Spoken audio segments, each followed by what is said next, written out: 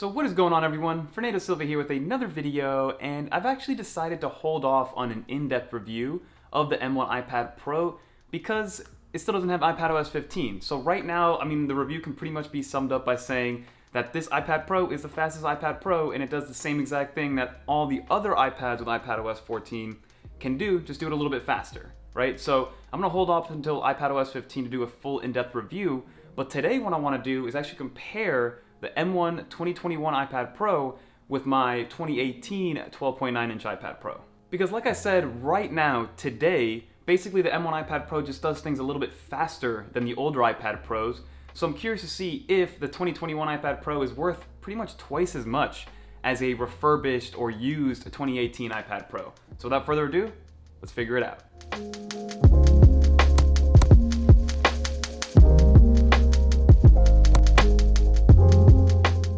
So the first thing that we're going to talk about are these new screens, right? So the 2018 iPad Pro, when it released, it got that new Liquid Retina display.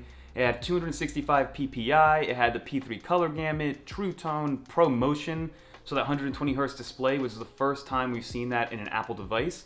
So that Liquid Retina display that came out, even though it was LCD, and people were kind of annoyed by that because the iPhone 10 at that point had OLED, but that LCD screen was amazing, and to this day still is amazing. Like, there was no point where I thought to myself during having the 2018 iPad Pro, which I still have, was I ever thinking to myself, hey, I'm yearning for a crisper screen, I'm yearning for a brighter screen, or I wish there was something better out there for the iPad Pro. At no point did I ever say that to myself. So when Apple announced their new M1 iPad Pro, the 12.9-inch, it comes with a mini LED display that they're calling a Liquid Retina XDR. And the reason they put the XDR symbol in there is because they want to compare it to their $6,000 XDR display. So if Apple could bring some of that technology, or even some semblance of that technology, at $1,000 into the iPad Pro, people are thinking, hey, maybe that new Liquid Retina XDR will be worth it. But if you look at the specs, right, you still have the same pixel density at 265 ppi, you still have the P3 color gamut, you still have Pro Motion, you still have True Tone. The only difference is that the screen is going to get a lot brighter, and also the blacks will be a lot blacker. So I'm going to have some B-roll kind of comparing both screens at minimum brightness and then at full brightness, right? So when you go into full brightness, you can see that the 2018 iPad Pro has kind of like a whitish hue to it. Like, it's on a black screen, but the brightness coming through the screen is making it almost a little bit more white. Versus if you go to the mini LED display on the 2021 M1, you can see that those blacks are actually very, very dark. Like, you can't really see any like bleed of light coming through, right? So that is kind of the biggest differentiator. You just get blacker blacks, it's a little bit crisper, and it's going to be a lot brighter, especially under direct sunlight. So from a screen perspective, those are the main differences, right? From a visual and like practical kind of experience, the only time you're really going to see a big difference is when it comes down to peak brightness. And then obviously, like I said, the blacks are just going to be darker, which is going to be nice when consuming content especially. But one thing that I do want to talk about when it comes to that brighter screen, right? So I'm going to replay kind of that bottom portion of the 2021 M1 iPad Pro brightness demo. And basically you can see that there's a little bit of a bloom or a little bit of a glow underneath that white kind of home bar that Apple has on iPadOS 14. And the reasoning is, I believe it has to do with a contrast thing, right? The contrast ratio when you go from a pure white to a pure black in a dark area with the screen brightness all the way up. I think from a physics standpoint, I think there has to be a little bit of a bleed because the peak brightness is just crazy. So obviously it's gonna bleed over into the blacker pixels. But at the same time, in person, it's not as bad as it looks on video. So on video, you see that bloom or that glow, you see it a lot more pronounced. I don't really know why it happens on video, but in person, you do see a little bit, but it's not as bad as it is in video, and you only really see it when you're going from like a white to black contrast, right? You won't see a glow or bloom from like orange to red or purple to blue or anything like that. It's mostly when you go full contrast and you go from white to dark, dark black, and then you see that bloom a little bit. So it's definitely not a big worry. I mean, if it bothers you, it bothers you. Like I said, to me, in person, it's not as bad as it seems. But again, it's something to take into consideration, something that I did want to, relay to everybody, that the bloom is real and it's there, but it's not as bad as it seems to be on video. So to summarize the screen comparison, yes, the new screen is better, it's brighter, it's crisper. But again, I'm going to go back to what I said earlier. You don't know what you don't know. So if you have the 2018 iPad Pro, you're not going to know what you're missing out, and your 2018 iPad Pro screen or your 2020 iPad Pro screen is going to be perfectly fine for what you do. And it's also good enough to be put on Apple's, M1 11-inch iPad Pro, because that screen is identical to the screens that we saw in the 2018 and the 2020 model. So if it's good enough to be at the 2021 level of newness, I guess you would say, for lack of a better term, then it's gonna be good enough for a lot of people. So don't kind of lose sleep if you don't want to spend the extra $300 on a mini LED display, because yes, it's very, very nice, but again, the classic liquid retina display is also extremely nice. The next thing that I wanted to talk about with these M1 iPad Pros is the performance. So that was kind of the biggest thing. Internally, it was the biggest change going from the 2020 or the 2018 to the new M1, right? Because we got a new M1 chip, we got a unified RAM. So basically, Apple's finally telling us for the first time how much RAM we're getting with each model, which is something that hasn't happened before on any iOS or iPadOS device. So that leads us to think that something else is coming moving forward, right? So the first things that I did want to do from a performance standpoint was kind of, again, test practical use cases, right? For me, what is it gonna do and what is it gonna do better? So the first thing that I tested was a LumaFusion export, right? I grabbed the same 2 project files, about 2 minutes. They had a little bit of an overlay, they had some filters on there, and I exported them at the same time. And as you guys can see, I'm gonna fast forward through it because it took about a minute or so for it to export. Yes, the M1 beat out the A12X, but if you guys can see, it was by like a split second, like maybe 1 total second it beat it out. And again, it's pretty impressive, right? Like the A12X, a 3-year-old chip, is still pushing and exporting LumaFusion files just as fast as the M1 chip. So I don't know if that was something kind of an outlier, because I was assuming that the M1 chip was going to export it a lot faster than the A12X.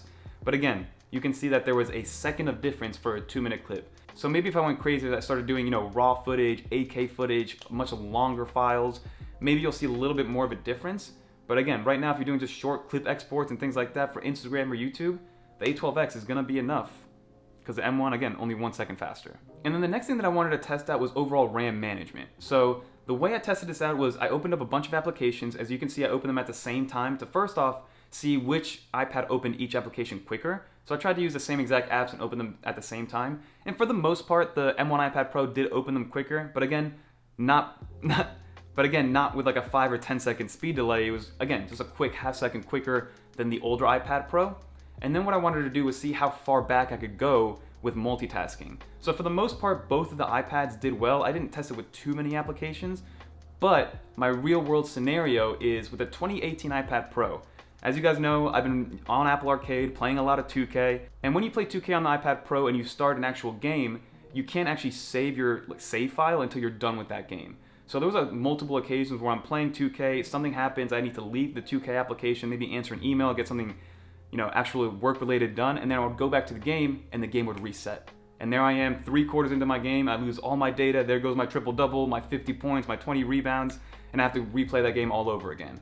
That did not happen with the M1 iPad Pro. So I don't know if it is a RAM management thing, but so far, every single time I leave 2K, and then come back to it, I'm right back to where I was before with the M1 iPad Pro, and that's something that I cannot say about the 2018 iPad Pro.